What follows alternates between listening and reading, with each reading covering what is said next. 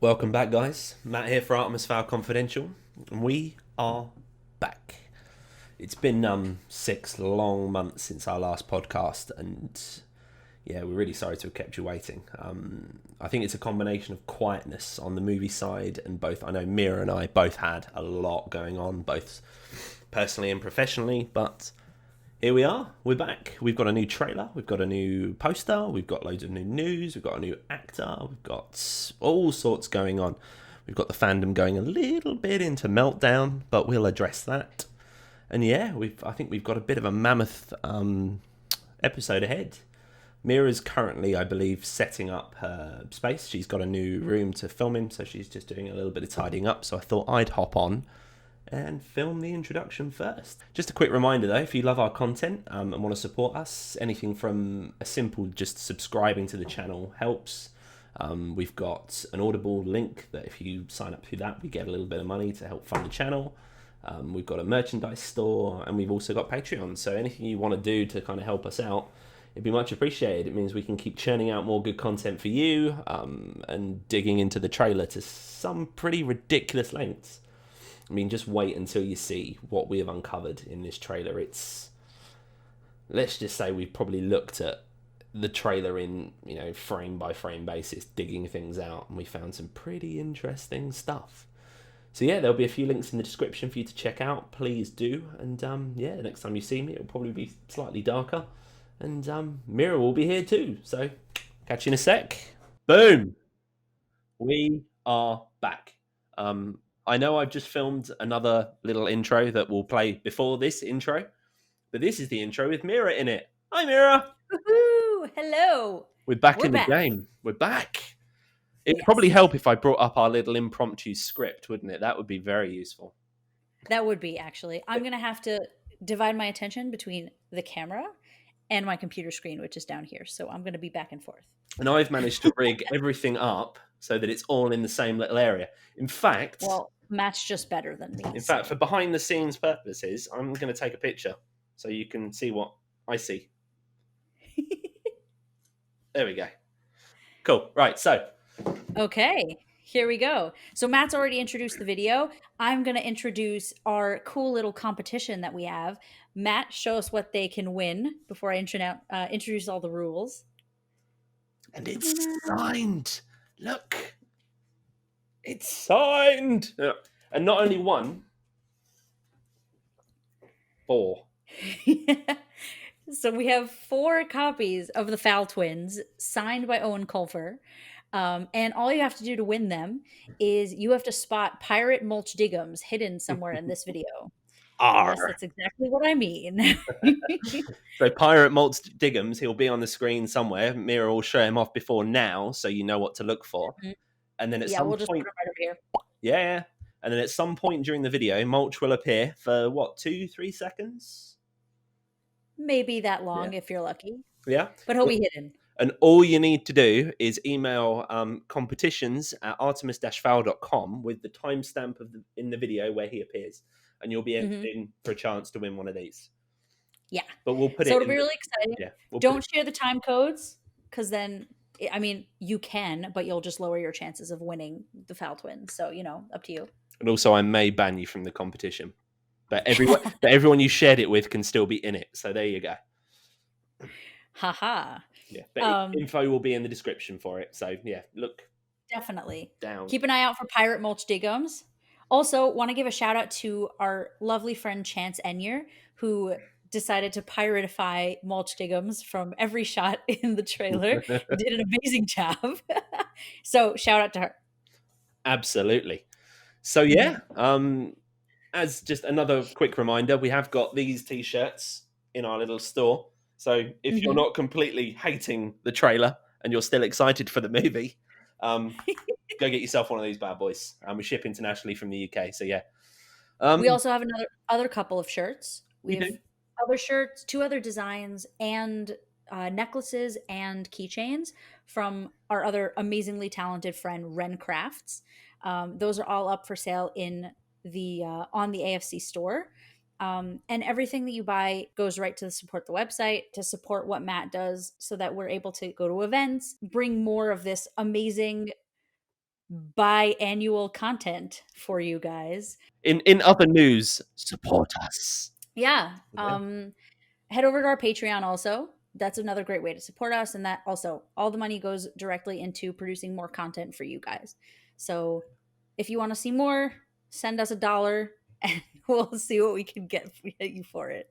Absolutely. Probably won't be much, but we'll see. But anyway, shall we get into the news? Yes. Now that we've watched the opening, let's go for it. We've watched the opening. Let's watch the damn news, shall we? Let's do it.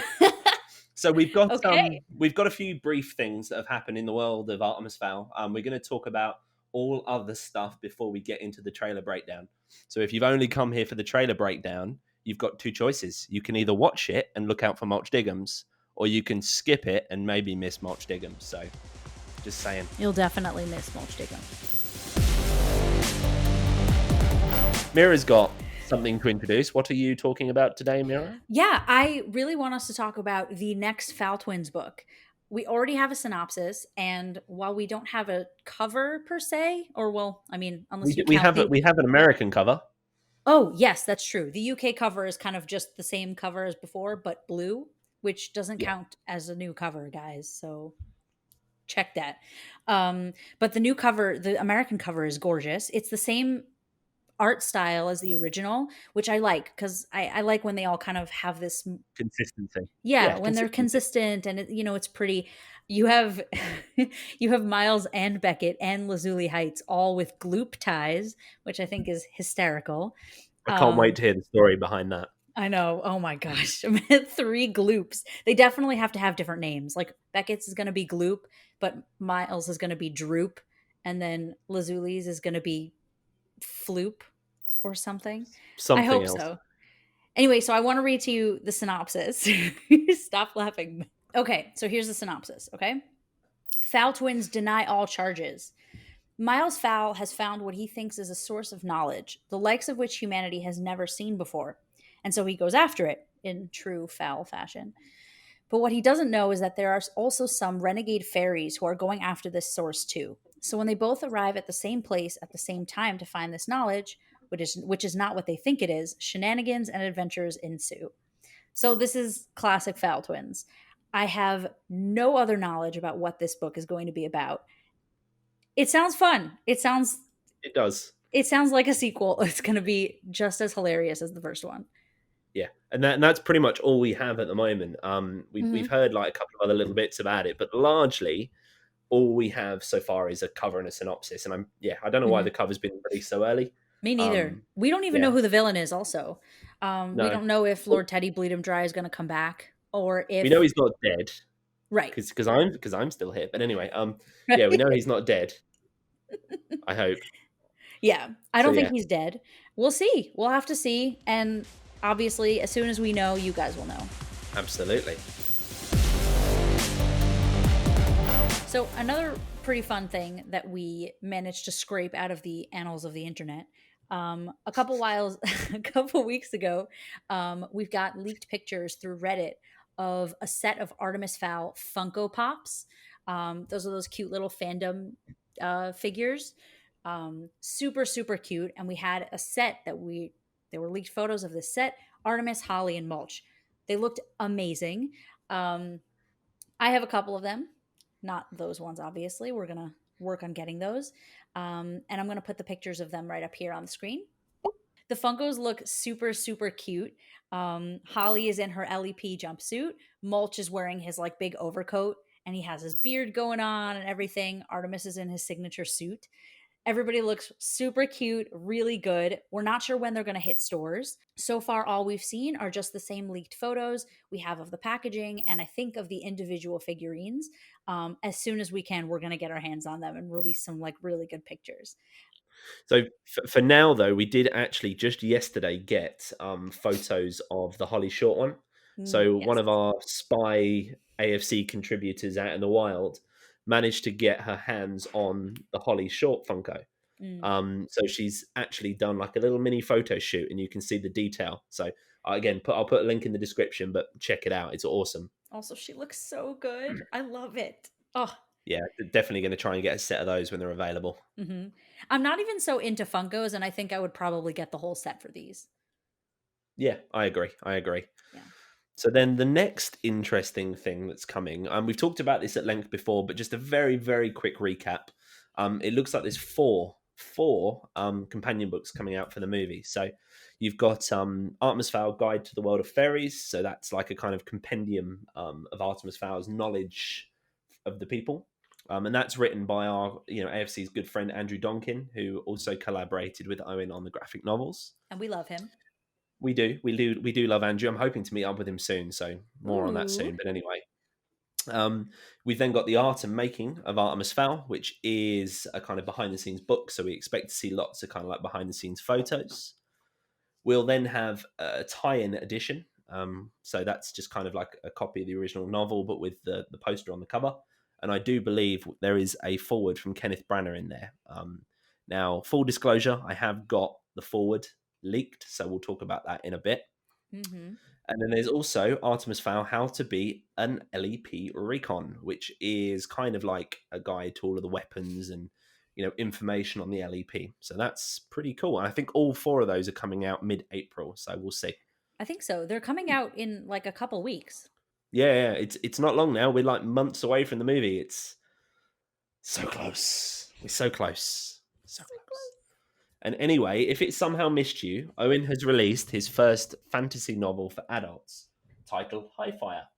I've been tweeting and Facebooking and Instagramming and carrier pigeoning a lot about this. It's a great book.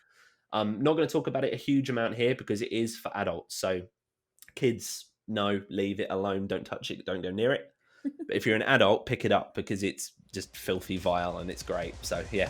It's fantastic. So, guys, we've made it through the news. I say that like it's a bad thing. Obviously, we've got some big news. You've got new Fowl twins. You've got Funko Pops. You've got all sorts of stuff coming. But now we're getting to the bit you're here for. The interesting parts. The interesting parts. The more interesting part. Everything's interesting. Yes. The more interesting parts. The contentious bits. The contentious bits. The bits that have got the Artemis Fowl fandom up in arms. There's been a lot of heated discussion, we'll call it, online. A lot of people calling each other out. A lot of people getting very angry over things that they've seen in the movie.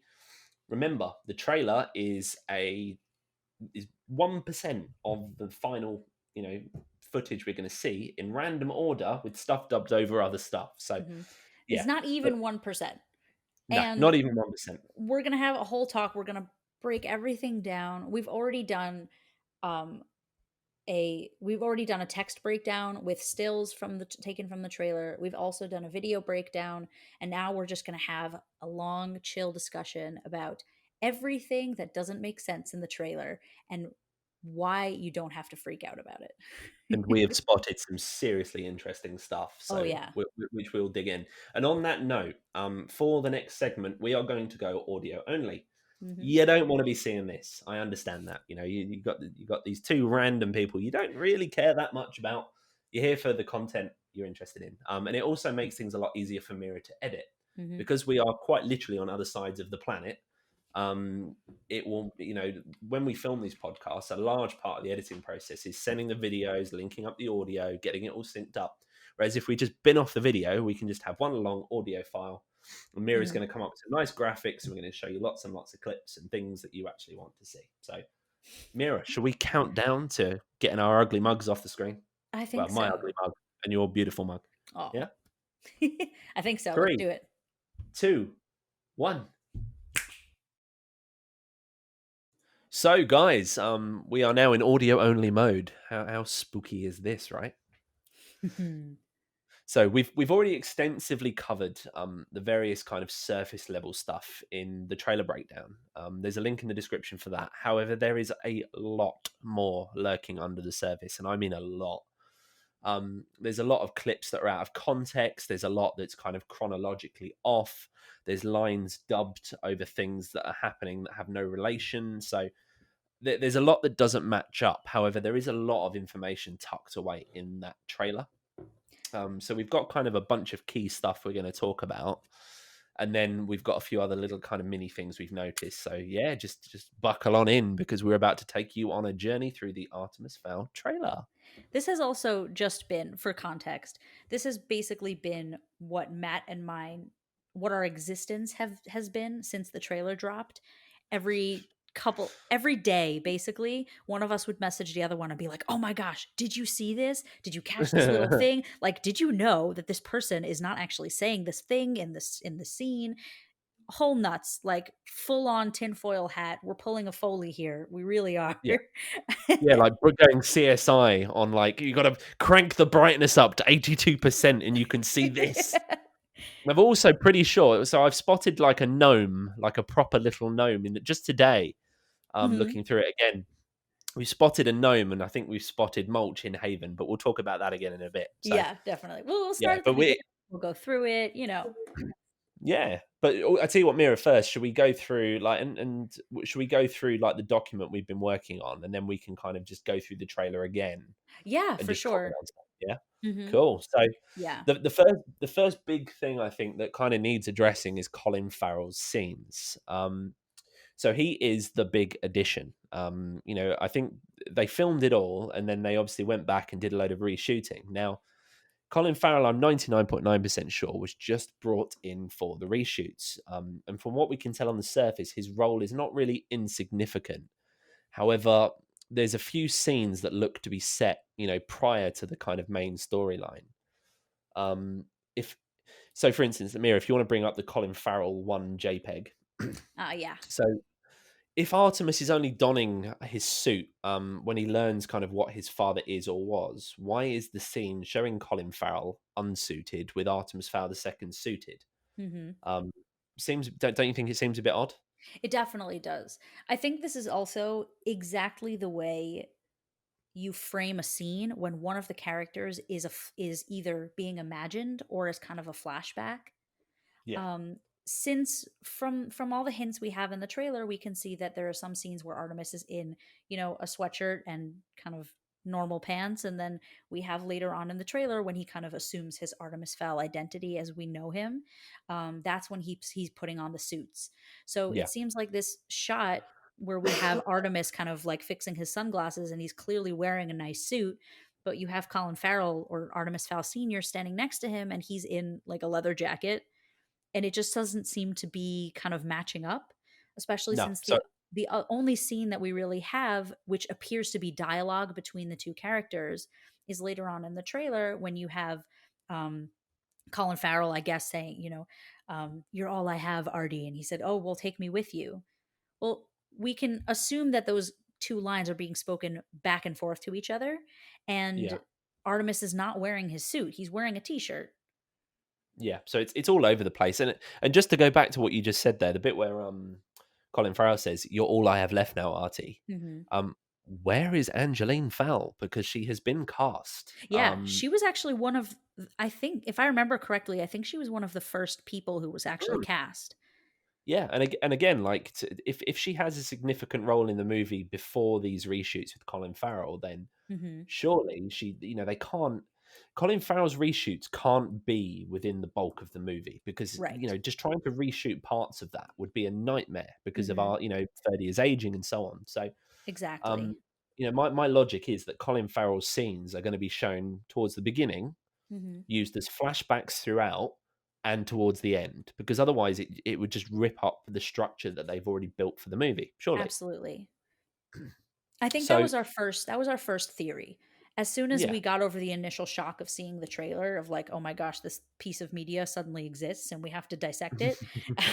As soon as we kind of got over that shock, we were like, hang on, this doesn't make sense. Yeah, That was the so biggest thing, biggest yeah, warning, I think. and then the next little kind of Colin Farrell bit. So when he is seen leaving the house in the trailer, and then Yes. it immediately cuts to a shot of a helicopter flying out over the ocean. Hmm. um if you actually look very closely, there is a fairy flying behind that helicopter. Yeah. You can see it's either a fairy or a drone, and I think in this case a fairy makes much more sense. Well, so we thought it Because was a drone at first. We did think it was a mm, drone, and once if you actually zoom in on the picture, you can see wings. Yeah, it's a ferry. Yeah. So my theory is that this scene with the helicopter is one of the final shots of the movie. Hmm. And it could show Butler, Artemis, and Holly going to rescue Artemis Fowl Sr. Yes, that's definitely. I for sure think that that's what's going to happen. Yeah, Um, Especially because with all of the reassurances that we got throughout the process of the filming itself, everyone kept telling us, no, no, listen, it's just the first book. yeah, And I don't think that you can pull in one actor and do some reshoots and then suddenly combine two books with each other. I It's agree. not feasible, Yeah, it especially screams like what you setting said up for a before. sequel. Oh, for sure. And especially for what you said before with Ferdia aging. I don't think it's possible to go in and reshoot an entire half a movie Yeah, when yeah, I your agree. character is like in the middle of puberty. Yeah, I couldn't agree more. Couldn't agree more. Yeah. So, and just kind of feeding into that as well. So, if you look, there's a scene towards the end of the trailer where, so we know Colin Farrell's character Artemis Senior gets captured at some point by who we assume is Opal Kaboy. Hmm. Um, and in the later scene of the trailer where you see him kind of captured and being eaten away by black magic, Yeah. if you look underneath Opal, so she's standing like up on a balcony looking down as Artemis Senior is consumed by black magic. There's actually English text on the wall underneath where Opal's standing. Hmm. Um, and it reads, "Warning: loud noises, use ear protection if memory serves." So Yeah. um, it's most likely out in Russia, or it wouldn't be Russia because then it would be in Russian text, but it's on the surface somewhere, and it looks like a kind of the bowels of a freighter ship, or a power station, or something like that. Hmm. Which Ooh, is an interesting tidbit because I s- think again that kind of feeds into it setting up for a sequel where they go to rescue him. that something just occurred to me actually when Okay, you said it might be in a ship. Um, the whaler from the first book. yeah, I mean, maybe it's not Artemis who's like setting a little booby trap for Root. Um, Maybe we have something going on with with Artemis Fowl Senior and Opal, but kind of using the same Perhaps, yeah. I set mean, piece. it's potentially, yeah. I need to know. It's killing me, but I anyway, know. yeah. So, an example of I just we're going to go into the kind of the troll scene at the end of the trailer a lot later on, Hmm. but the one big thing that kind of screams that this trailer has been cut quite a bit, sort of interestingly. So when Artemis is supposedly shouting "Dad" as Colin Farrell is consumed by that black magic, Hmm. it shows Colin Farrell's mouth being kind of closed off by this magic, and then it cuts to a clip of Artemis shouting what we think is Dad. Hmm. However, if you look in that clip of Artemis shouting, you can actually see the remains of the Fowl Manor chandelier behind him. Right. So those two scenes are obviously not from the same location, from the same point in the movie. Chronologically, that they're completely off. Hmm. So the fact that they're kind of all of these scenes are shot together, and it kind of makes it seem like it's all happening at the same sort of time. It just kind of gives you an idea that this trailer is all over the place in terms of chronology. This is actually a common editing trick. It's called frame matching. Okay. And there's a director, Edgar Wright. He uses this all the time. He directed the Cornetto trilogy. So you have Oh yeah. Shaun of the Dead, Hot Fuzz. So all of those movies tend to use this kind of frame matching technique. So it makes two shots look like they're happening one right after the other, but really there's a big time skip. So Yeah. whoever edited this trailer clearly knew what he was doing, and they were doing a great job. Because if you watch it through one time, there's so much on the surface, and your brain is picking up all these signals of like, okay, you see Artemis Fowl Senior, he's being eaten up by this black crystal stuff, and then it goes immediately to Artemis in an angle that would seem it makes it look like he's looking at Artemis Fowl Senior, and he's screaming, "Dad!" But he's also not actually screaming, "Dad." Yeah. We we slowed it down. This is a big thing that you see in the trailer throughout the whole thing, where you have a person's face on screen and their mouth is moving and you hear words, but those words are not what they're saying. We see it I later know. with Holly. This was like the biggest thing. When we realized that was what was going on with Holly, but specifically with Artemis and Artemis Senior, he's not yelling "Dad." He looks like he's yelling down. Yeah, which kind of feeds into, again, we'll talk about this scene in a lot more depth, but it does feed Mhm. into the kind of, the trailer's just weird. It's Yeah. all over the place. And, Mhm. and a perfect example of a trailer kind of completely misinterpreting the entire story Mhm. is the Stormbreaker Alex Rider movie. So if you go and watch the trailer for that, the original trailers for that movie, it makes it seem like Ewan McGregor's character is kidnapped in action, and that the whole film is Alex Rider trying to rescue his uncle Ewan McGregor. However, in the actual film, Ewan McGregor dies in the first 60 seconds. So The old bait and if switch. yeah, we were the old bait and switch. So yeah, please do take this trailer with an absolute bag of salt, because Yeah. it's not representing the story. Mhm. So yeah, just to kind of put that into practice. So Yeah. another We example. went through and we found tons of trailers that were just massively misleading. And what happens in the movie is completely opposite to what you think the trailer is setting you up for. Can I read those out? Because Yeah. this is Go probably for a it. good point to do it, isn't it? Yeah. So go watch some of the, what, if you've seen some of these movies, go and watch the original trailers. Now you know what happens in the film. So just here's a list of films to go and watch. So you've got Alex Rider, Suicide Squad, The Road, Seven Psychopaths, Jarhead, Drive, Passengers, The Cabin in the Woods, Godzilla, Gremlins, Alien 3, The Grey, Pan's Labyrinth. They're all good examples. I mean, the Sweeney Todd movie with Johnny Depp hid the fact that it was a musical in the trailers. You did not know it was a musical. Yeah. If you didn't Um, already know what Sweeney Todd was, I think you were in for a big surprise when you went to see that movie.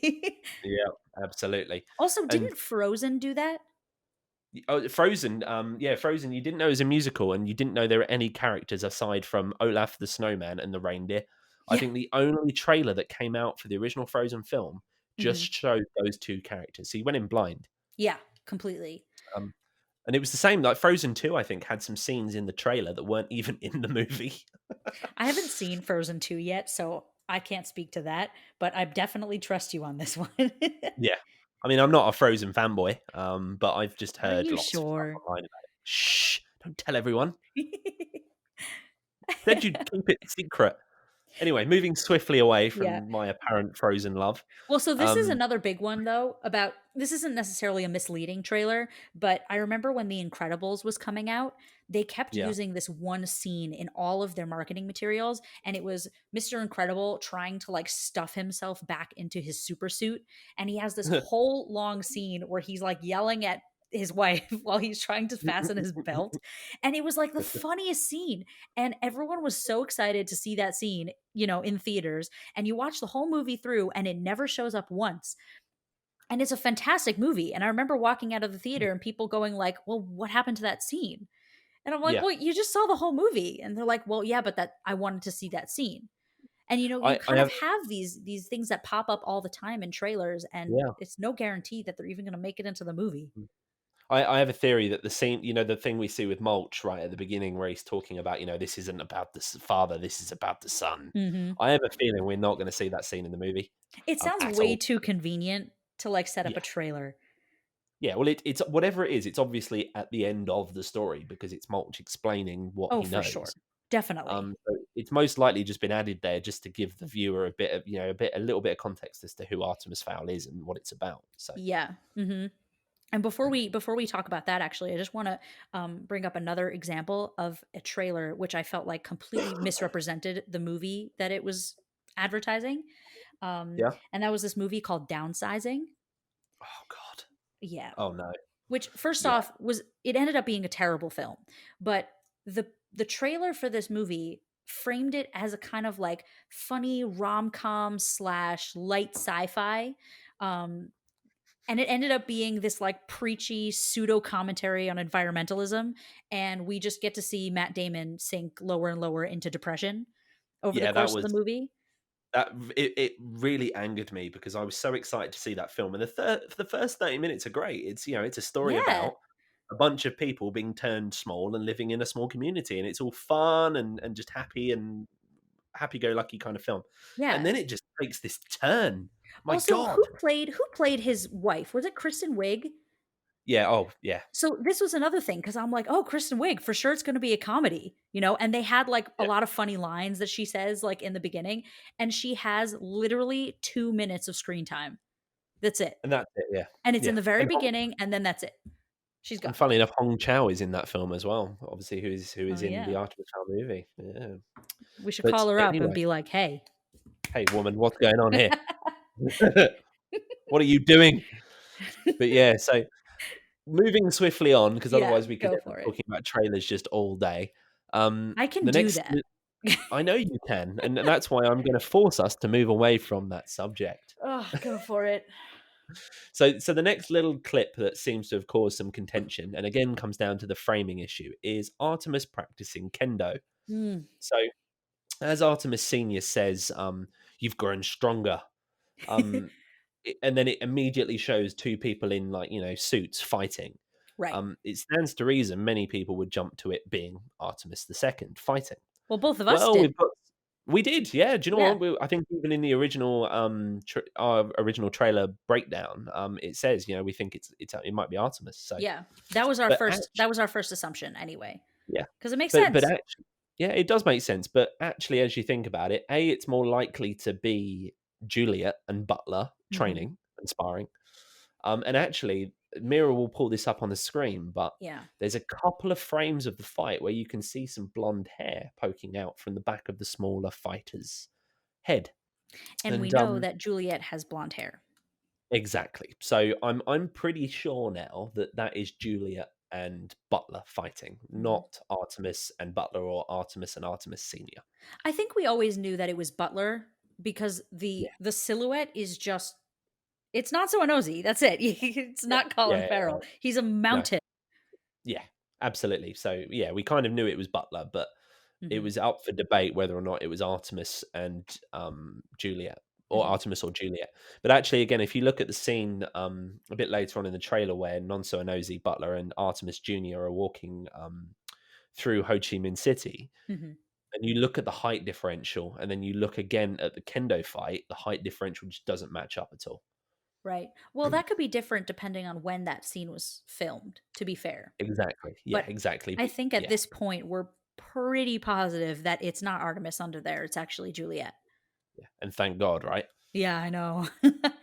Yeah. So the next one on our list, Mira, is the Golden Acorn. Do you want to Oh, yeah, this is talk my about this one a baby. little bit? I was, Hit us with your rhythm stick. you know, you find yourself going through the trailer 50, 60 times a night, as one does. Um, this was the biggest thing because we know that the golden acorn is important. It's takes up like a couple of seconds in the trailer, and this is a thing that we've never seen mentioned in the books. We know that acorns are important. They're the like that's what makes up the commander's symbol, and it's the symbol of the LEP, and it's used in a lot of fairy um what's the word, symbology, I guess. Yeah. But Yeah. we've never heard of anything like this little technologically advanced tiny acorn thing. And this connection kind of came to us and we were looking at a comparison between the original one of the original covers for the Artemis Fowl book and a picture of the new poster that just came out with the new trailer. And they're kind of set up very similarly. You have Artemis in the middle and he's holding the book, just like on the book cover. I'm going to put pictures up of both of them so you can see the comparisons. But interestingly, what Artemis is holding is actually not a book. It looks like this little hexagon. And when you go back through the trailer here, Matt, so if you want to bring up the decoding the book screenshot, just so you Yep. can see where I am. So it looks Artemis is looking at the book. We know that the book is written in spirals. Artemis's copy of the book is shaped like a hexagon. That happens to be exactly what he's holding in the poster. And what he's holding in the poster is undoubtedly this golden acorn. The top is shaped exactly the same. It's the same color. It has the same kind of like little techie notches. I don't know what you would call those in English. Yeah. In real words. Lord only knows. Yeah. But I think that has some pretty interesting implications if the book is now, let's say, this sacred artifact. I think it makes a lot more sense, to be honest. Yeah. Because you wouldn't really expect every single fairy to be carrying around a little copy of their Bible. But imagine if this was some kind of sacred book, and not only, well, it is a sacred book, but something that not everybody has access to. Yeah. And Oh, maybe there's, yeah. I've just spotted something else, very minor. Hmm. But if you look at the Decoding the Book screenshot again, Yes. you'll notice that Artemis isn't an Apple fanboy. They're all using Windows. Actually, the laptop that he's using is an Alienware laptop, which I noticed, which is not a great choice. But you know what? Fine. It's better than Apple. Oh yeah, no, for sure. Brilliant. Yeah. But yeah, I just thought I'd throw that little one in there for a little bit of comic relief. It reminds me of that Henry Cavill interview from The Witcher. Oh, yes. Love some Henry Cavill. Anyway, the next really big, I think, contentious thing that's got a lot of people's GBs in a heebie, we'll call it, is, I just made that up, by the way. Did it sound good or was it terribly cringy? Just so I know for the future. No, that's good. That's okay. Yeah. We'll keep it. But anyway, so the bit that's got people's backs up is Artemis and Holly's potential relationship for the film. Now, the bit that we all know which bit I'm talking about, but just for those who may not have watched the trailer yet or may need reminding because they burned this out of their memory, is Holly's line, which is, and I'm Holly Short, your ally on the other side, as she's shown shaking Artemis's hand. Now, that does not sit well at all, because we know that obviously a pivotal moment within the Artemis Fowl book is when Artemis kidnaps Holly. Mm-hmm. So, and we have proof. Know, yeah, I mean, we do have proof. We have the source material. We have the book, but we have a leaked picture of Holly shown in a cell, kind of chained to a bed, basically. Yeah, it's a concrete floored cell. Yeah, just like the book. Yeah, and we know from this that clearly there is some vestige of the kidnapping plot that is preserved in this movie.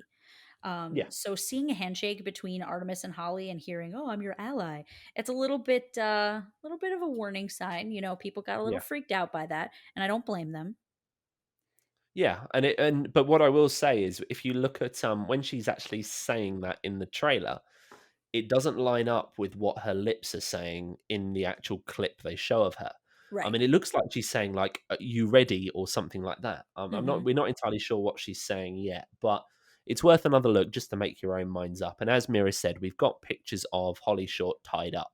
Mm-hmm. Now, one of the bigger revelations that we've obviously spotted is that later on in the trailer, there's a scene with Holly Short at night, lowering her visor on her helmet. Now, a fairly innocuous, innocent scene, right? It's just showing Holly off. Well, the context is also in kind of like a preparing sense. Yeah, it's preparing for battle, isn't it? Right, exactly. That's the way it's kind of framed, almost as though it's like right before the troll fight. The scene is also very dark, so you can't really tell what's going on except for the fact that Holly's putting down her visor, which looks cool as hell. It does. It really does. However, if you take a screenshot of this and crank the brightness up and play around with the contrast and do a bit of CSI enhance on it, you can very clearly tell that Holly is standing in front of a tree. And it just so happens to look like the oak tree from the original kidnapping and the oak tree that we also see Artemis and Butler skulking around looking for the people. So at this point, with the leaked photo, with the clips of Holly by the tree, the clips of Artemis and Butler by the tree, we're pretty sure that the words Holly says, and I'm Holly Short, your ally on the other side, is either not said to Artemis and said to someone else, or it's said right at the end of the film. So we're pretty sure the kidnapping still takes place. Yes, definitely. Because if it doesn't, we riot. Yeah. We just smash this place up. Kidnapping or we riot. Yeah, we kidnap Disney. Yeah. So guys, just settle down. We're pretty sure the kidnapping happens. The trailer makes it seem like Holly and Artemis are just old friends, which is horrifying to think about. Hmm. At least initially, but it all looks like things are going to get gnarly anyway. So that's kind of what we want. Yeah. I think that you can also kind of understand where Disney is coming from when they're editing this trailer. It's very clear that they're trying to go for the mass appeal angle. Yeah, And to be honest, I didn't even realize that there were so many closeted Artemis Fowl fans until this trailer came out. And I know, all of a it's sudden, insane. people were just like peeling themselves out of the woodwork and just coming out and being like, hey, I grew up on Artemis Fowl. How dare you destroy my childhood? And it's like, well, where I did know. you come from? Where have you been the last I few know. years? We've been this tiny little fandom with like a few thousand people that hang around. I mean, we Yeah, get good a traffic and we thousand get is good like also visitation. on the high end, I would say. Yeah, yeah. You And know? then suddenly the trailer drops and it's like just mass anger on an international scale. It's like, wow. But it just Yeah, feeds into the idea that trailers are meant to, Artemis Fowl fans are in, general, probably quite a small portion of the movie going public. for sure. Whereas the people that I've shown this trailer to and the people that haven't heard of Artemis Fowl before kind of look at it and go, yeah, it looks really good. Hmm. And hopefully they get drawn, it's a bunch of families taking their kids to see it and they're Hmm. left horrified. But we'll see. We'll see. We'll see. We'll see. We'll see. I actually don't know if if Disney has, let's say, waited long enough to capitalize on the next generation kind of market. Like we know that Yeah. that Disney has this habit of kind of, they release a movie and then they throw it in their vault and then 25 years later they pull it out, and the original audience is now they're banking on those people who saw the movie as kids to come to the theater and bring their own children. And I'm not sure that the Artemis Fowl fandom has reached that point necessarily, um, where their own kids are old enough, let's say, assuming they even have children, that they would be old enough to appreciate Artemis Fowl and understand what's going on. I think the Hmm. majority of the Artemis Fowl fans are probably what in their from their mid 20s to their mid 30s. Yeah, I'd Um, say. I mean, I became a fan when I was 11, and I'm now touching 30. yeah, Um, I haven't got any think kids though, but right. I mean, I read the books when I think I was 9. So whatever was out by that point, and now I'm 24. yeah, Also no kids. I think that that's sort of the state of most of the fandom. Like, I think it's pretty rare for, someone to have picked up the first book when they were maybe 17 or 18, who might now be in their 40s. yeah, Not to say that there isn't older fans of Artemis Fowl, because there definitely are. I know my parents are fans, my aunts and uncles are fans, people have yeah, read the books, but I think that it was the people that were introduced to it by either younger relatives or their own children. Those are the ones that are going to see this movie now. So Disney absolutely. doesn't have, they aren't like capitalizing on the next generation so much. um and it could be that they're going for this mass appeal because they can't count on, oh, the fans are old enough to bring their own kids who are now 10 years old. Yeah, So we need to, and especially if the fandom hasn't been so active, like I would say, if fans have been active since the books have kind of like faded a little bit, they've been active on Artemis Fowl Confidential, like on the forums, maybe a little bit on Tumblr. And now that in the last couple years, since news about the film has kind of like picked up, as we were following casting announcements, and like when the casting call went out and the whole fandom kind of like yeah. lost it, and they were like, it's actually happening. So that's That when was me. people started like, oh yeah, for sure. But that's when people started like coming out of the woodwork and becoming like active again in the fandom. That's when the, Yeah, the the Facebook group opened up and people started like coming back to the site and checking the old videos, and that's really when it started to wake up. And yeah, if Disney looks at those metrics and they're like, oh well, it's still only like 1,000 people, it doesn't make sense for them to cut a whole trailer just to like make those 1,000 people happy if they yeah. want to get 10 million people to come see this movie. Amen to that. Yeah. Amen to that. So I But think, there's a lot to kind of like looking at it from outside. You can understand from a production standpoint why they would do this. Not that it makes us happy necessarily, but if you do look deeper, like as we've been doing, you see all of these things that are definitely there. They're just kind of hidden under other layers of hints. That's what it yeah, is. absolutely. Mm-hmm. So the next thing that I have been passionately dissecting, is this it's the after sort of when they showed the title card for the movie, and then it cuts to that kind of last scene with the troll in Fowl Manor. Yeah. I just want to talk about that scene. And if you're listening to this just with the audio only, I'll try and be as descriptive as possible. But if you're not, we'll obviously put stuff up on the screens to kind of walk you through what I'm thinking here. So the scene with the troll in Fowl Manor is cut in a very odd way. So we start upstairs, what I think is potentially Artemis's bedroom or Artemis's office, with the gang looking out as the troll is lowered down towards the front door. And Holly has started talking in the trailer at this point. Talking about, I can't remember exactly what it is, but it's she starts talking, and then suddenly we're in the downstairs lobby. Holly has her weapon drawn and is being snarky with Artemis. Look out for the teeth. When the troll roars, it's actually cut again from the office upstairs. So we've already gone upstairs, downstairs, upstairs. And then once the troll roar is over, we cut back to the lobby with Butler and Mulch looking at Holly as she finishes her sarcastic remark to Artemis.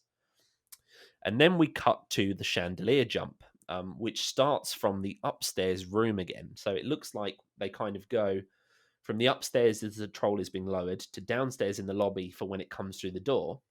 And we then have Artemis back up in his bedroom or office, jumping to that chandelier. You can see that Holly is already attached to that chandelier. And one thing I noticed today as well is that she's got some holes in her wings, which seems odd. Yeah. But the fact that she's already clinging to the chandelier is a bit odd. We then, obviously, when Artemis jumps, he's also holding a neutrino that he throws as he makes the jump to the chandelier. And then that takes me back into the scene we discussed earlier, which is Artemis seemingly shouting up at Colin Farrell's Artemis Sr. as he's eaten by black magic. That scene is from after these events take place, because you see that smashed up chandelier on the floor behind Artemis. So it's just another example of lots of random sort of tidbits thrown together in a weird way. So I just wanted to I thought it was a very interesting little kind of section of events that I wanted to talk about. Definitely. I think that the chandelier is a good way to kind of like tell where they've been chopping up the timeline. Yeah. You see it also in the teaser that they released, which we didn't recognize, obviously, for what it was until this new trailer came out. But after I saw the trailer, this new one a couple hundred times, I went back and I watched the teaser, and there's a couple of little pieces that you can now kind of pick up and put together in your head that just were, non-concurrent scenes before. And the chandelier is one of them. Because the last scene, obviously, Artemis, iconic with the suit and everything, and he's kind of like putting on the glasses and walking out of the wreckage of Fowl Manor, or at least the entryway. Getting into a helicopter. By the way, yeah, that's another valid point I've just clocked, actually. The scene where Artemis is strutting out, in his suit and and sunglasses. Yeah, he's strutting into. You can see the rear prop for the helicopter. So he is walking to a helicopter, and you can see that the door surroundings for Fowl Manor have all been smashed up. Yeah. And that then feeds into that scene with the helicopter being the last scene of the movie, with, Holly following the helicopter out to rescue Artemis Sr. So it just all feeds into this kind of narrative that the scenes with Colin Farrell are set before, as flashbacks during, or after. And hopefully it's meant to set up for a sequel rather than being an integral part of this plot specifically. I think that we can definitely count on Disney setting it up for a sequel, because I don't think there's any movie that comes out now that doesn't subconsciously set itself up for a sequel. Yeah. Especially if the source material is a series, because not setting yourself up, not giving yourself that leeway or that opening is just bad planning. Yeah, I agree. And again, that's from like a production standpoint, Yeah. Should we have a little break here, Mira, just so we don't lose 35 minutes worth of recording? Yeah, let's go for it.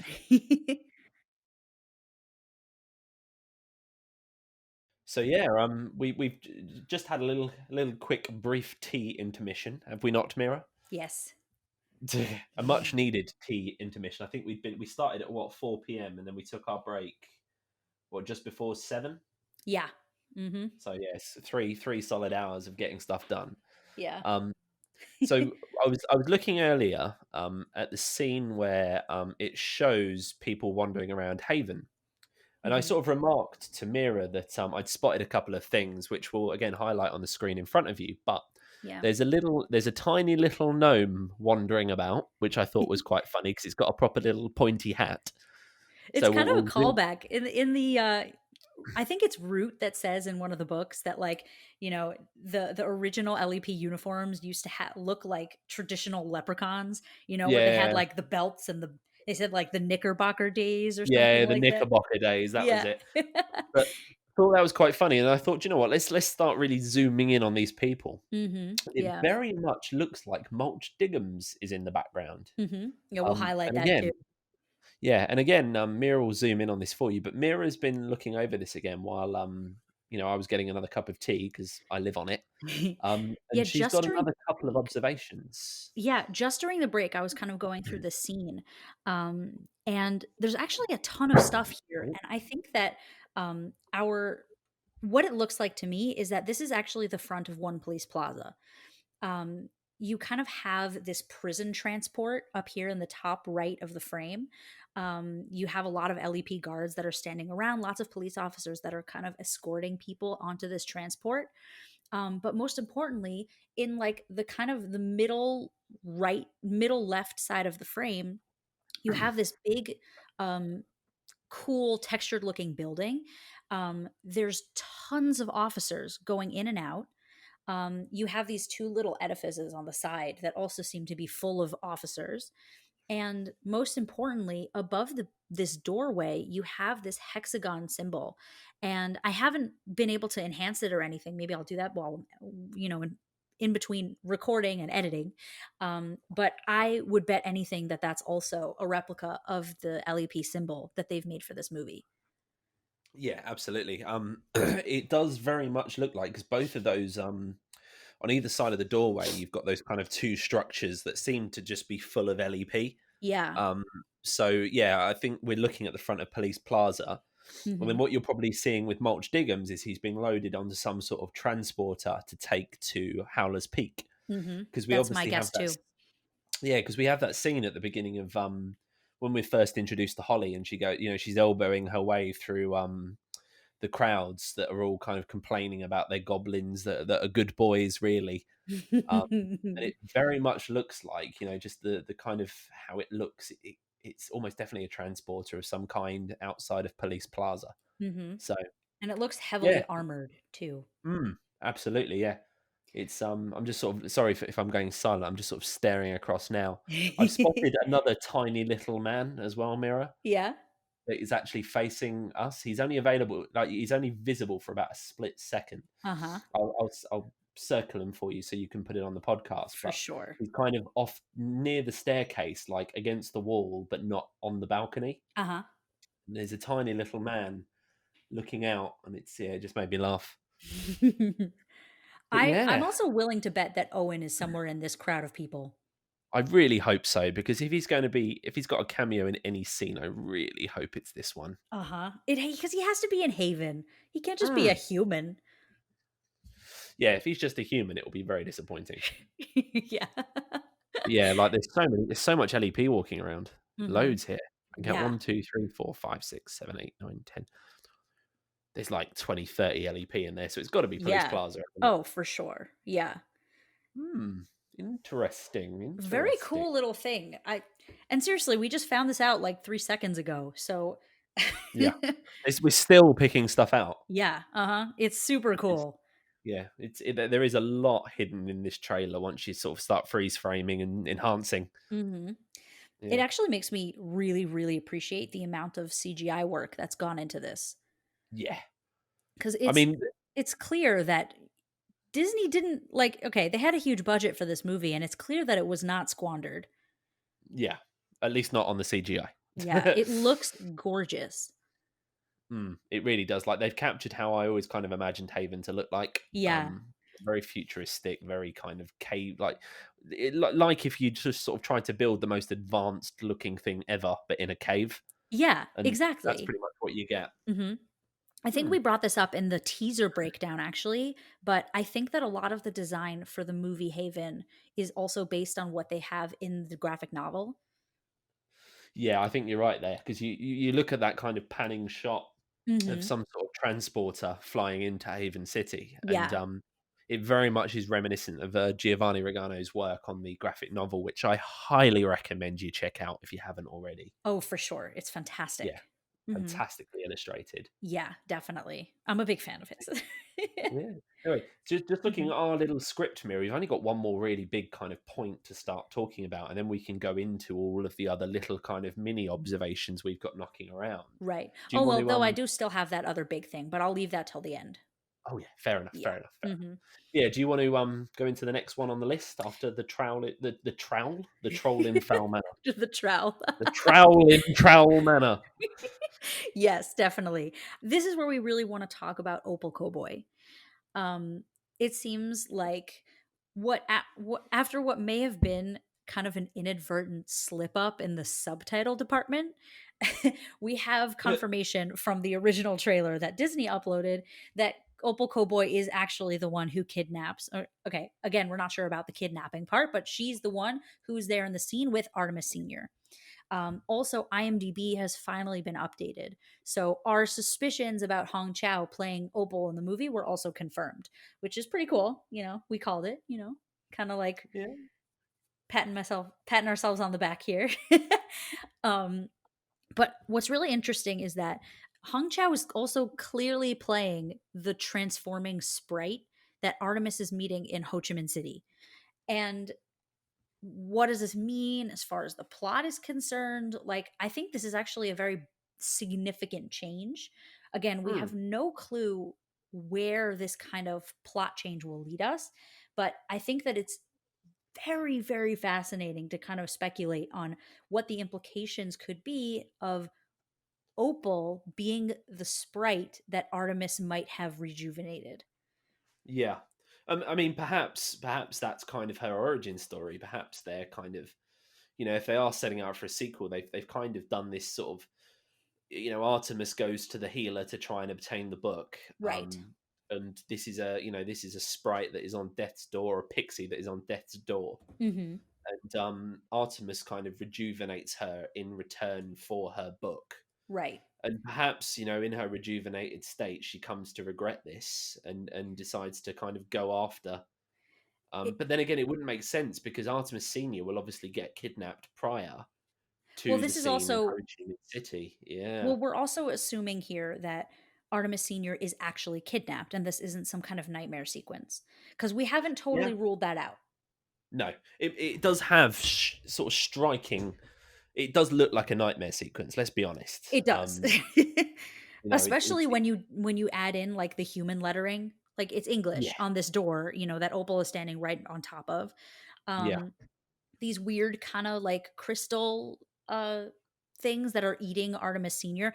I mentioned this before a couple of times, but it looks exactly like something that came out of the TV show Avatar: The Last Airbender, where basically there was a ring placed on the characters, and the ring was made out of this special kind of crystal that would slowly envelop your whole body. Nice. And this looks like the CGI high tech cool version of that. Oh, sick. I've never really watched The Last Airbender. I'm probably a little bit ashamed to say. You It's been on my list for a long time, but definitely should. yeah, yeah. Definitely watch it ahead of the new Netflix show that's coming out of it because it's I think the best animated show of our lifetimes. Okay, well that's pretty big talk, and I'll have to have a little look. Yeah, But yeah, definitely. so it's interesting. Like this opal thread that we're pulling hmm it's certainly interesting. And again, like it could be Disney pulling a fast one. It could be Disney kind of throwing a bit of a red herring into the mix. We just don't know. We know they're Um, not above that. Also, yeah, I mean the trailer so far has already shown that things are a bit clearly. all over the place. hmm But yeah, it's tough. It's tough to kind of drill into at the moment, really, because there's still not a lot of context, and until we start getting some, maybe some more significant clips out of it, hmm yeah, it's gonna be tough. I think something interesting about Opal possibly being the fairy that gets rejuvenated and who Artemis steals the book from. In If we look in the source material, looking in the book, Butler asks Artemis, I think at some point, like, why would the fairy give him the book? You know, wouldn't she be ashamed? Wouldn't it be something that she's like, she if she could tell somebody about it? And Artemis says, like, listen, she'll be too embarrassed. Like, who's gonna want to Yeah. admit that they gave a fairy a book, that they gave a I book think, to a human? yeah, I think the question Butler asked Artemis was, why didn't we just kill her? Yeah, And, basically. a dead fairy will, He says raise it'll attract questions. attention and right. And then he's like, well, what if she speak, and she won't obviously speak to the people because, that she won't want to admit to having given the book to Right. a human. Right. So if we kind of like go with that sort of implication, let's say Opal is the fairy that Artemis ends up stealing the book from, or seeing, or bargaining the book from. Yeah. And it could be maybe that this news gets out, or Yeah. maybe she feels like she's failed the fairy people and she needs to take revenge. There's a Mm, whole lot of like complicated motivations that could come out of this kind of little switch. absolutely. I'm interested to pull on that thread and see where it's going, to be honest with you. Yeah, same. I'm not sure if we'll Yeah. be able to until we see either more clips or the movie itself, but it's Yeah. definitely something to think about. Absolutely. Do you want Yeah, to? Because what I wanted to try and end this sort of episode of the podcast with was a rundown of stuff that is from the books and has remained evidently in the movie. definitely. I think Let's the do that, and biggest then I'll bring up my last No, I was point. going to say, I think the biggest thing we probably need to talk about is what you've got on your mind at the moment, and it's, I Ah, think, probably the biggest question on the minds of the fans. mm-hmm. So perhaps let's have a little discussion around that, and then we can end on a high of here's what's from the book and in the movie. What do you think? Perfect. I like that. Oh, so Mira, give us the gist of it. Okay. So I'll just give a bit of background first to something that I tend to notice and pick up on a lot in movies. And it's an issue that I would say specifically arises when a studio is either trying to uh, reboot a series or remake it or kind of alter it a little bit and re-release it. Disney happens to be the biggest culprit of this specific thing that I'm going to talk about. I haven't noticed it as much in other studios that do it, but it could also be that because Disney is really the studio that tends to do a lot of reboots, that maybe that's all I'm picking up on.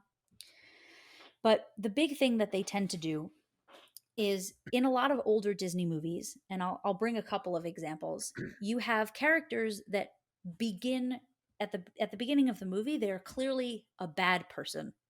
And over the course of the movie, you see them develop and become someone better.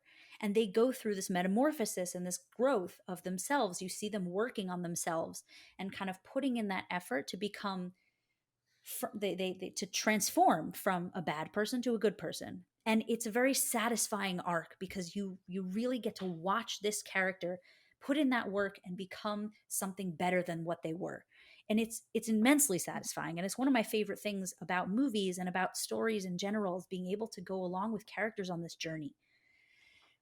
Unfortunately, in recent years, Disney specifically has gone kind of against this little arc. Um, and I don't think they're doing it on purpose, or if they do, I don't think they're realizing what they're doing. But I'll kind of break it down from a few movies that I've noticed it were making a very big impact. The first movie that I noticed it in was in Star Wars, in Episode 4, in Yeah. the re-release of the original trilogy. So this was, I think, I'm not sure if Disney had already acquired Lucasfilm at this point, but regardless, the movies were re-released, and you have this really, really contentious shot where Han Solo is sitting in the bar, and Greedo, the bounty hunter, sits across from him, and Han shoots Greedo. And then there's this big thing when the fourth episode gets re-released, and suddenly Greedo shoots first. And this is the whole thing, and fandom blows up because everyone's like, "Oh my god, Han shot first. What are you doing?" And a lot of people will think this is kind of semantics and it like doesn't really matter. But Oh, it matters. It actually really does matter because it fundamentally changes Han Solo's character. And I'll tell you how. Han Solo starts off in episode 4, A New Hope of Star Wars, as a bad dude. He's a Bit bad of a douche. guy. Yeah, he's selfish. He doesn't really care about other people. He's a bounty hunter. That should tell you something. Not a bounty hunter, he's a smuggler. Yeah. He's really only out for himself. Over the course of the trilogy, you see him become somebody who cares about others, who has friends, and is willing to sacrifice himself for other people. And this is a very significant change in his character. The big thing that you see when he shoots Greedo is that he has literally no care for other life Yeah. outside of his own. By taking that moment away from him, what you're doing is you're saying, oh, he's not that bad. So it lessens the success of him becoming a good person at the end of the movie, at the end of the Absolutely. trilogy.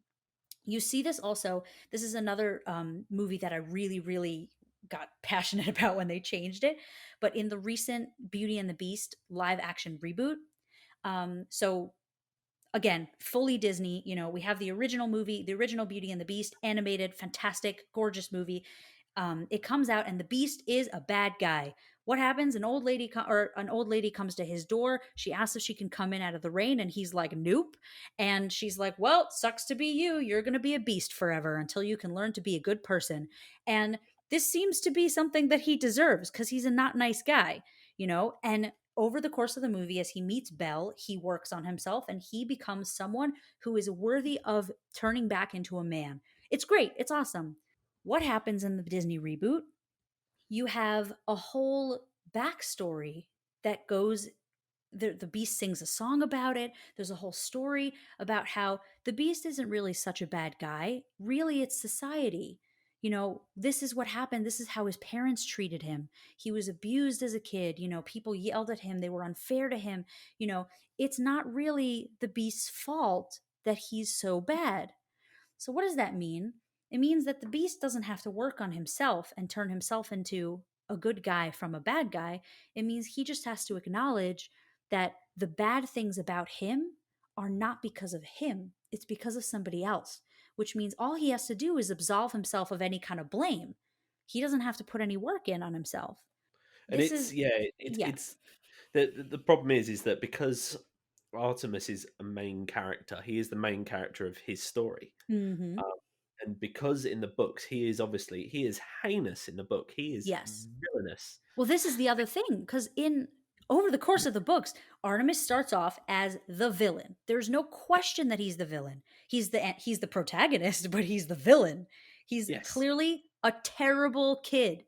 And then part of the magic of the book series is being able to see his transformation from somebody who literally cannot care about anything else aside from money and maybe his mom's sanity at the very end as like an afterthought. That's not really his Yeah. motivation for any of this. And the difficulty I think comes in is that with the books, obviously, Owen Colfer had 8 books to play with. He had as many books as he wanted to play with. Yes. And I think the worry that a lot of people have with the Artemis Fowl movie is that Artemis is not going to be evil. Yes. Now, I mean, you can see from the trailer that a lot of elements from the book do happen in the movie. And you can see, there's that kind of fairly deadpan line where Butler says, "Scared, Artemis?" And Artemis replies with, "I'd prefer scared to dead." I Um, love that. yeah, and that's kept from the book. Yeah. It's ever so slightly differently because obviously it's when Butler is leaving the safety of Fountain Manor to go and confront the LEP, Right. and Artemis just simply says, "Butler, I'd prefer scared to dead." Mm-hmm. But it shows to me that Artemis will be evil within the book, but I don't think his arc is going to follow the same pattern that it follows within the books. So Right. I think we're probably going to see the same thing you described with, the Beauty and the Beast, where, he's not the problem, society is the problem, or Yeah. factors around him are the problem. And I think we're probably going to see Artemis having a relatively normal life. He's going to be a relatively normal kid. Mm-hmm. And it's the disappearance of his father and the subsequent finding out of who his father was that will potentially set him on the track to bad. Yes.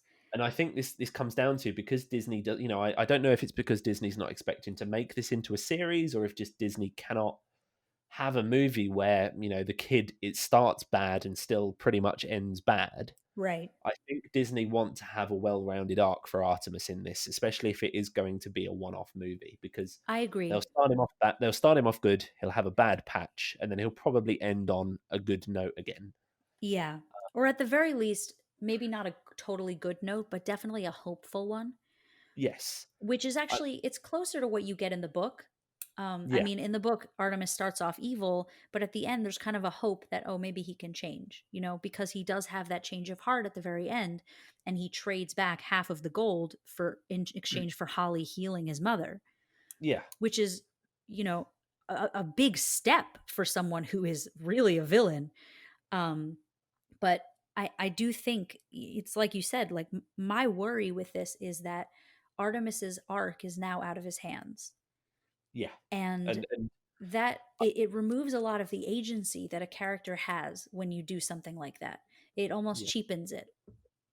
It does. I mean, you could argue that, Artemis, he was, even in the books, he was evil because of who his father was and who his family were. Right. I mean, you could argue to an extent that, if Artemis had been born into a normal family rather than one that was effectively part of the mafia or a mafia in its entirety, right, he wouldn't have grown. He would have had a more kind of loving father figure, and he would have just been a normal kid. Yeah, I think that's You also possible. albeit hyper intelligent, but yes. Well, I think that's also part of what makes him so, I guess, cold. You can kind of see in like his interactions with his therapist later, or not his therapist, the school counselor, Dr. Poe. Yeah, so you see that later on where he's just, it has to do with just empathy. He is incredibly smart. It's difficult for him to relate on a sympathetic level to other people, which is also, it goes hand in hand with kind of the villainy about him. And it's part of what makes him a complex character, which is over the course of the series, he's able to kind of find in himself the ability to sympathize and to have empathy with others. And his friendship with Holly is a big part of that. Yeah, you just actually reminded me of something that I just wanted to check up. Sure. So Dr. Poe has been cast, and that does give me some hope that we are going to see Artemis being a horrible little person. Because why would they cast Dr. Poe, the school counselor, if he's not going to be terrorized? If he's not, Dr. Poe serves no other purpose than to be just vehemently beaten mentally. Yeah, you're right. Do you know what? I'm 99.9999% sure that we will see Artemis being evil. I just think that the arc will be different. I think he will start off good and normal, turn bad, and then we'll see some sort of redemption towards the end. And I'm not sure if we'll see the evil to the extent that is within the books. Within the books, one of the first instances of, when we first meet Artemis, he is poisoning a fairy. Yes. And then he goes. Actually, even before that, he's terrorizing an adult. Yeah, that's exactly it. That's the first scene in the first book, outside of the prologue. Yeah, it's I just don't know if we're going to see that level of evil, but I hope we do, because it is a very core part of who Artemis Fowl is. Yes, but I think it will be there, but I think it will be toned down, and that's just my gut telling me. Yeah, I agree. At the same time, like what you said, I think we can expect some level of villainy from him. Yeah. It might not be to the degree that we're expecting. But I don't. Right. Exactly. Yeah. But anyway, I think we're all pretty clear that he will be evil. There would be no point to making this if he wasn't to some extent evil. Right. And one thing I have forgotten to bring up that I really did kind of intend to do right at the beginning, but it just completely slipped my mind because I forgot to put it in the script, is something that was leaked last year. Now, it's from the movie tie-in edition of the Artemis Fowl book. I'm just looking at the file now. Bear with me just a second. So, for the movie tie-in edition of the first Artemis Fowl book, Kenneth Branagh, obviously the director of the upcoming movie, has written a 2-page foreword. Now, it's going to take a minute, but I think Mira, should I read it out? Do you think? Yeah, go for it. Sure. So it's lengthy, but just leave it with me. So this is from Kenneth Branagh. Artemis Fowl is outrageous. It's one of the things I love about him. He is confident, many would say overconfident, smart, funny, and full of ideas that are often, though not always, the best ones, and he is very amusing company. He himself might be the first person to tell you this, which can, of course, make him an infuriating person. But part of the magic that Owen Colfer created when he brought this young Irishman to our attention was to hint at what lies beneath. For just when you think, like Officer Holly Short, that you have encountered the most mammothly conceited individual, you begin to understand that perhaps he's not so sure of himself after all. And that Artemis's family, close and extended, means the world to him. It's that vulnerable human element, deliberately kept hidden, that helps set the tone for his first adventures. You see, whatever he does to steal fairy gold, and fairy books, and even fairies themselves, is all tied up in protecting and preserving his family. It's a trait that means you really can't help liking him, as clever as he is. In fact, you, also like Fairy Officer Holly Short, and I just need to turn the page, might even be persuaded that he could be a wonderful friend to have. But with Artemis Fowl, it's never as simple as that, naturally, and with his friendship comes life-threatening adventures as a matter of course. In this first tale, we travel with gangsters and fairies from Dublin to Ho Chi Minh City, from Italy to the Arctic. Along the way, we fight trolls, defy invading armies, translate ancient and impenetrable books of magic, and use the newfound knowledge in both intentional and unintentional ways that keep producing whole heaps of trouble. In short, time spent with Artemis Fowl is always exciting. Not comfortable, necessarily, but vastly entertaining. Just ask Butler, his loyal bodyguard and partner in crime, or Holly Short, his fairy nemesis, who might just turn out to be the most brilliant, intelligent, and kind female nemesis a boy could ever have. Or Mulch Diggums, a giant dwarf and master safecracker, who thought he knew a thing or two about dangerous adventures until he met Artemis Jr. They would all confirm that with Artemis Fowl, life on Earth, and underneath it with the fairies, yes, they are real, is one wild ride. No surprise that Disney would want to make a movie of this boy's life. You'll all be able to see it soon. But first, meet the man himself where he first appeared, here in the pages produced by Owen Colfer's wondrous imagination. As he spins his magic from the page to the screen, let the adventures begin. Kenneth Branagh. So, you have a great reading out loud voice. I thought that was terrible, and I've had my dog clip-clopping around the office for the last 30 seconds as well. No, it sounded good. Oh, well, thank you very much. It's very kind, thank you. But I think what it says to me is that they are kind of extracting that human element from Artemis a little more. He will still be ruthless, and I think he will still be villainous, but I think we will see a little bit more motive behind it, and that in of itself, I think, will tone it down. We know that Artemis stealing gold in the first book really is to, rebuild the family fortune. Right. But we all kind of know underneath that he wants to use that money to be able to go on a search for his father, because he hasn't given up hope on his father in the first book. Right.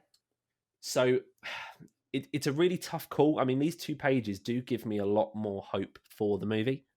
It kind of sounds to me, if I can interrupt for a second. Yeah, of course you can. It kind of sounds to me like what Kenneth Branagh wanted to achieve was a way to kind of tell the story from outside of Artemis's mind.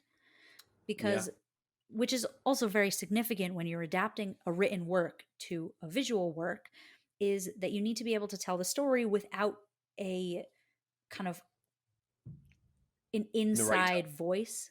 Yeah, a narrator that, so like the book is narrated, it's third person, but it's inside Artemis's head, and then you have inside Holly's head, inside Mulch's head, like we don't get that kind of narration when you're watching a movie. No. Unless you have the character actually talking to the audience, which can you imagine? Can you imagine that in this? It would be horrible. It would be terrible. It would be horrific. Change everything, A funny thing happened on my way to Fowl Manor, Yeah, I was just going to say, do you know what else would be worse? If he says, do you know what, something funny happened on my way to Fowl Manor, and then they burst into song. Yeah. You imagine Artemis Fowl, the musical. And then I poisoned that fairy. Oh, I'd probably end myself in the cinema. I mean, listen, I'd watch it. Oh Not yeah. necessarily like a Disney one, but like if Yeah. fans wanted to make an Artemis Fowl musical, I would be there. Oh dear. So that is all of the big stuff out of the way. It's all of the contentious things, looking, drilling into bits of the trailer that don't quite make sense. I hope we've kind of managed to, you know, make things appear a little bit more as we kind of imagined they would from the beginning. So now let's end on a high, shall we? How about you, Mira? Should we end this on a high? Yeah, that sounds fun. Yeah. So let's talk about the things that we know, that are from the books that we are definitely going to see in the film. So first up, we've got Artemis Senior's disappearance. Yes. Whilst it looks like Opal may now be behind it instead of the Russians, it remains true to the books that Artemis losing his father results in Artemis turning pretty damn bad. We see a troll, not at an Italian restaurant, but at an Italian wedding. A wedding sounds cooler. Like, I don't see that as a downside. No, I agree. It's definitely going to be more impactful, I think. Yeah. Also, remember that awesome slow-mo scene from the teaser? Oh yeah, that's absolutely from for sure. Where is that from? It's gonna be from the, it's gonna be from the wedding, and it's going to look awesome. Already it looked so sweet in the teaser. Cannot wait for that. Yeah. We're going to see Artemis and Butler going to Ho Chi Minh City and tracking down a fairy. We're going to see Artemis decoding the book, which again makes me think, there's rumors knocking around that Artemis isn't even going to find the fairies by himself, and that the information will just be presented to him on a platter. I don't think that will be the case. Otherwise, we wouldn't see going to Ho Chi Minh City. We wouldn't see Artemis decoding the book. We wouldn't see them, scoping out that oak tree. We just wouldn't be seeing that. I agree. Yeah, we're going to see Artemis kidnapping a fairy. I mean, I think we've presented enough evidence in this podcast that we're going to see that. We're going to see a pretty accurate representation of Mulch Diggums. It looks like we've spotted him in his opening scene from the book outside Police Plaza. Oh my gosh. Also, oh my gosh, I forget where we heard this, but didn't we hear something about how they're still going to keep the basic mechanics of how Mulch Diggums digs in the dirt? Yes. Owen, I think Owen mentioned it in an interview that they have kept the flatulence. That's so big. God. It's such a big deal. Right? Yeah. Because if they panicked and pussied out of that, it's thank God they're keeping the flatulence. At least I hope they have, because that is it's a core part. It doesn't matter. Artemis could be a nice guy, as long as Mulch has his inner mechanics, we're happy. But we see Mulch's scenes in Howler's Peak. We see him stuff his thumbs up a goblin's nose to blow him up from the inside. We see, we see a very dirty Mulch Diggums with an iris cam. So I assume he has to break into Foul Manor. So that's all good stuff. We see Artemis and Butler repurposing stolen LEP technology to their advantage, which is going to be so cool. It is. It already looks fantastic from the tiny little scene we see in the trailer. Yeah, and the neutrinos, right? They look pretty damn cool, don't they? They look so cool. Honestly, I love their design. It I enjoy that they kind of threw the whole classic laser gun look out and went for something totally new. Yeah. But it's futuristic technology. You go back to the shuttles as well. The shuttles look like, all sorts of weird stuff, and I love it. Yeah, it's awesome. Yeah. We're gonna see Butler beating the snot out of the LEP in front of Foul Manor, which is a real big bonus. That's it's a pretty iconic scene from the books, isn't it? Yeah. Evening, gentlemen. For sure. Yeah. Cannot wait. Oh my gosh. You know what? Actually, I want to just add one quick thing in there. Go on. I think that a lot of people really don't remember how gigantic Nonso Anosi is. Yeah, he's six. How tall is he? He's 6'5", 6'6". Hold on. Nonso Anosi height. Google tell me. Yeah. He's 2 meters tall, just shy of 2 meters. Okay. So in feet, that is giant. 6.56 feet. So he is a big man. He's also wide. And we've seen what he looks like next to actual adults. If anybody doesn't remember, go watch like his episodes from Game of Thrones where he's Yeah, just standing like a normal person and he's yeah, not even like overly muscular, but he's huge. yeah. Like Put I a few think that clips up against this bit of the discussion. I would put a few definitely clips up for our I'll wonderful put some viewers. up over here. But Yeah, like I think a lot of people are like, "Oh, I imagined him bigger." Like how big did you imagine him? He's not the yeah, I know. troll. I think people are taking the as big as a mountain a little too literally. Yeah, no. He's giant. He's going to be Yeah, perfect. Like his size is fantastic. Even if you absolutely. just see the way like we see how tall Artemis is compared to say Colin Farrell, Yeah, and then you see how big Artemis is compared to Nanso Anozi. and It's it's night and day. nuts. Yeah. Cannot wait. Cannot Same. wait. We've Yeah. then got Haven. I mean, Haven looks phenomenal, Oh, right? so beautiful. Oh my So gosh. Haven's in there, so that's always a bonus. We are getting some fairies in our Artemis Fowl movie, which is always a Yeah. relief. Honestly, the fact that we've already seen so much of Haven is pretty nuts because Hmm. you don't even have that much Haven stuff going on in the first book, aside from like the Yeah. very beginning, which is mostly like inside offices, you know? Yeah, it's all pretty much set up on the surface, isn't it? The first one. Yeah, really it is. Yeah.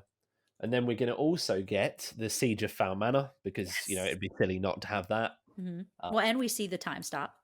yeah, that's exactly it. We see the siege and the time stop, and the time stop again looks fantastic. Oh, so Someone, good. I did see someone complaining that, why is the water acting like that? And I was like, well, if you stop time inside with some water and there's water on the outside of the time stop, it's going to behave a bit weirdly. Yes, definitely. Also, I And think I seem to remember there was an interview with Owen where he was talking about what kind of like pushed him over to the edge and to being like yeah, really, really excited for the movie. And it was the time stop scene. yeah, I know it's going to. Just from the trailer, it looks brilliant, and It I looks so need it. I good. can't wait. Yeah.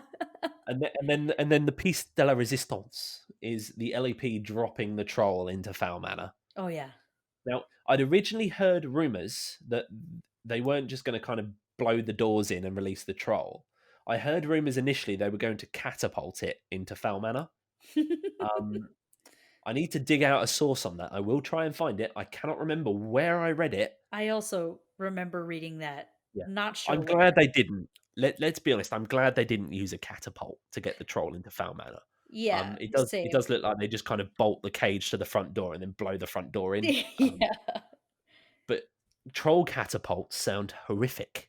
Yeah. Oh my Like gosh. it's like, good lord, can you imagine that thing being fired at you? I have a feeling that there is no troll catapult, and I'll say this only because we see Artemis walking out of Foul Manor after it's clearly been like destroyed a little bit by the troll. Yeah, If they had catapulted a troll in, there would be no front wall. yeah, It would be valid. gone. That thing is giant. And another valid point actually that I forgot to mention: when you see there's a shot you see of Holly, Mulch, Artemis, and Butler all stood outside, and Yes. Mulch is kind of like puffing himself up to Artemis. Uh-huh. If you look behind, one of the windows has been completely caved in. So again, it looks like Hmm. that scene is set after, Yes, definitely. which fits the book a little, I think. So That's also another instance of the words that we hear are not the words that he's speaking. yeah, Actually, it's he's it's like, it's all over say, the place. "Oh, it's I'm Mulch Diggum's the giant dwarf," and it's not Yeah, what he's telling Artemis. no, it's not, and it's not even Butler's voice. So Right. I can't pick out whose Or voice that Josh is. Gad's. Yeah, because Butler says, but what is it? Butler says in the trailer, it's we're not alone in this. Yes. And it's kind of insinuated that he knows the fairies already, but I'm pretty sure that's probably going to refer to the waiter, isn't it? The informant in Ho Chi Minh City. Um, That's my guess too.